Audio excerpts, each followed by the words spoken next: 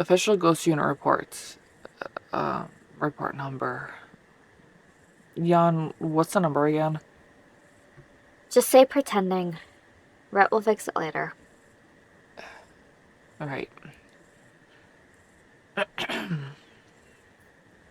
Official Ghost Unit report. Pending number assignment. Felix Harlan reporting. Sector 14. Post-incident stabilization. We are currently sheltering inside the maintenance access room on the rooftop of the 32nd Ward housing complex. The floodwaters have finally stopped rising. Good news. Bad news? They haven't receded. Lior Umberland, age 18, civilian, remains stable. Barely. He's unconscious, breathing shallow, marked by the Wendigo variants we've encountered inside the apartment. Yana's providing medical support and working on radio reconstruction to contact Commander Rhett Lawson or remaining Ghost Unit members. I am doing everything while you monologue. It's called documentation. It's important. It's called denial. Also important, apparently. I'm making this part as official as I can, because there is no records anywhere.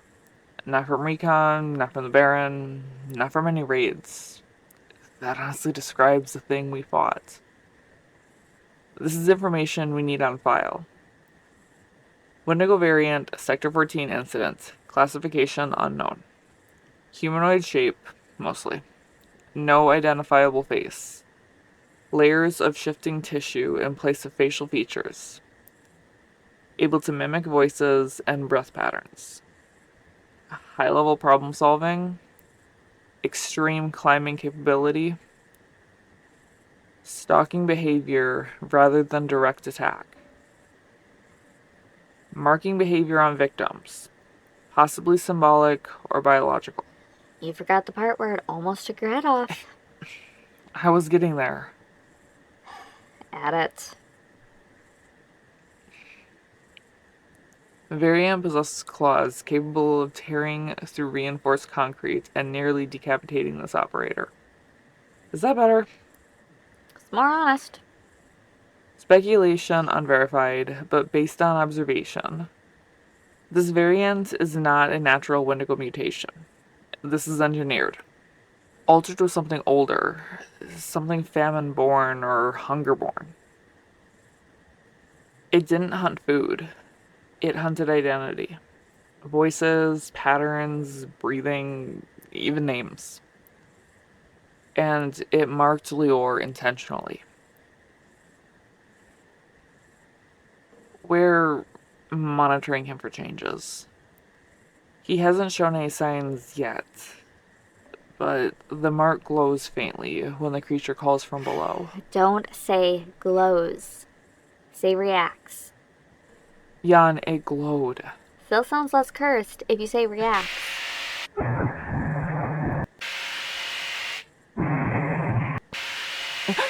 Oh, is that rat? Jan, is that rat? Is he... That's a dying battery and interference, Felix. Calm down. Right. Okay, right. It just sounded like... I know.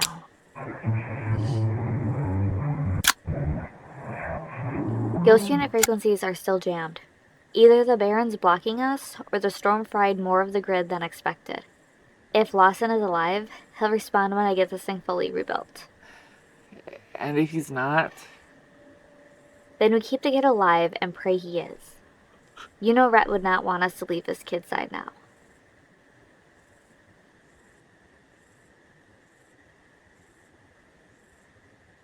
Ending report for now.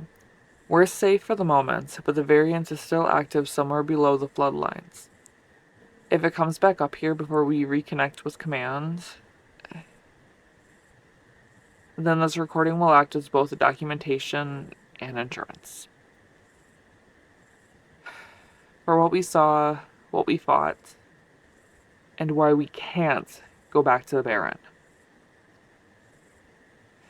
If this is found later, know that Lior fought to survive. Jan fought to save him. And I... You fought too, Felix. You kept him breathing. Now finish the log before I take the recorder away. Right. Yes, ma'am.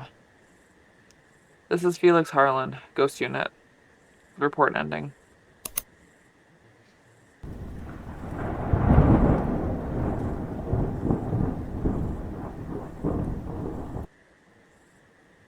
Midnight follow-up. Felix Harlan reporting again. Sector 14 has quieted. Except for that. Jan says it's a variant still patrolling the floodlines. Like it's searching or waiting. It's echolocating, using the water levels. Like sonar, but creepier and uglier. You can't just say nightmare sonar like that, Jan. I can, and I did.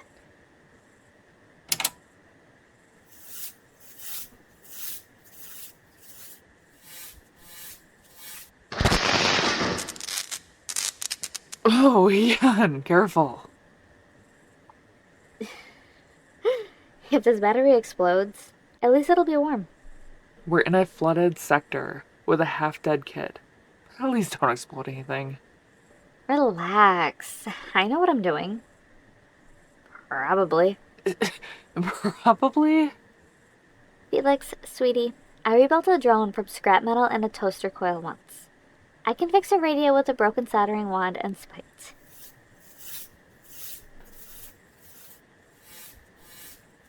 Okay, anyway. Getting into variant behavior analysis. Now that my heart rate is finally somewhere below cardiac arrest, I can actually talk through what we saw properly. Not whatever Lior was. This wasn't a normal Wendigo. Normal Wendigos follow hunger, consumption, the identity fracture that comes from cannibalism. It changes the soul, twists it until the person becomes the hunger itself. But this variant, this wasn't hunger driven. It didn't chase us to feed. It chased us because of Lior. It tracked him by sound. It was learning him. Almost the way predators pattern prey, except creepier.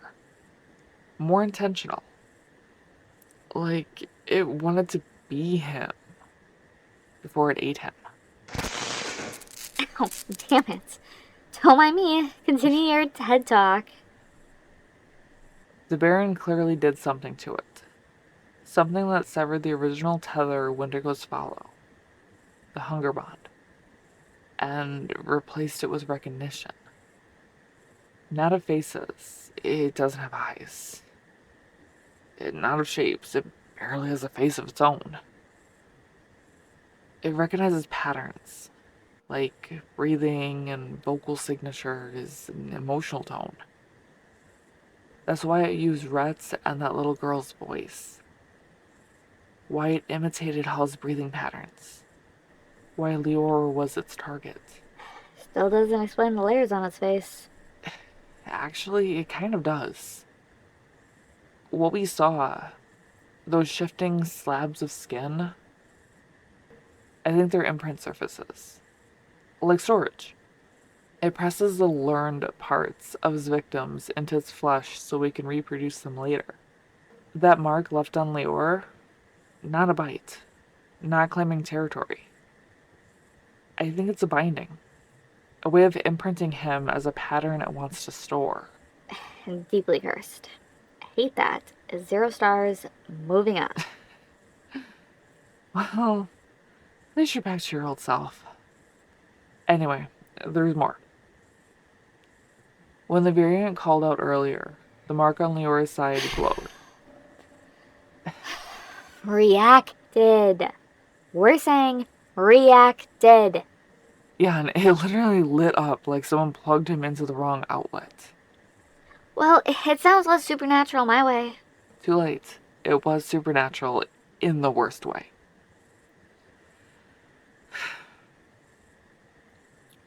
But if my theory is right, the mark isn't about infection. It's about mimicry. The creature wants him for more than food. It wants what he is, who he is. Which means... It means if he turns, he won't turn into a Wendigo. He'll turn into something the Baron made. Something tailored. Something that remembers him in a way that isn't human. Yeah, that's worse. Worse because he's still breathing. Still reacting and clinging to that broken recorder and that rabbit. Like they're the only thing that's keeping him anchored. Greybon is ugly. He held it through everything. That makes it important. I know, but... we don't know what it does. Not yet. Jan, are you scared? I'm... no. Maybe. Shut up. You're scared. Look at me, Felix.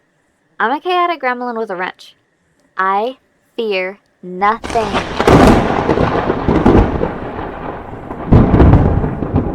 Nothing? Okay, except thunderstorms, drowning, losing the squad, disappointing rat, medical emergencies, being useless, and this radio refusing to cooperate. So, everything. It's called anxiety, Felix. Look it up. Kid, hey, you're okay. You're okay. You're safe. We've got you. His temperature is rising. Not fever. It's something else. The mark. It's reacting to something. Probably the creature or the floodwater. Maybe it's him. Jan, what if he's turning? Then we don't let him. Because we don't lose people.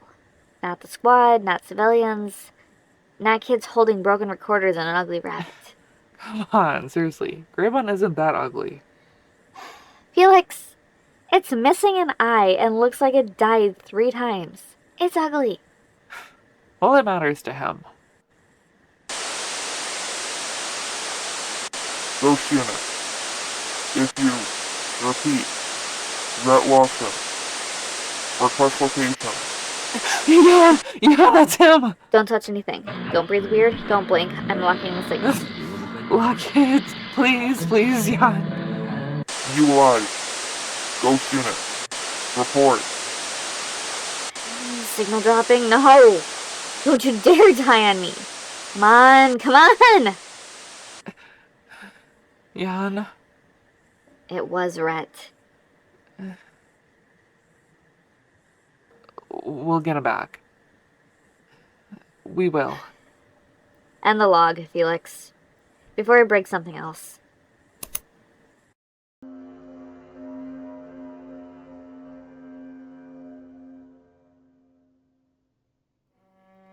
Thank you all so much for listening. If you want to hear more with Felix or meet some of the others in his world, let me know in the comments.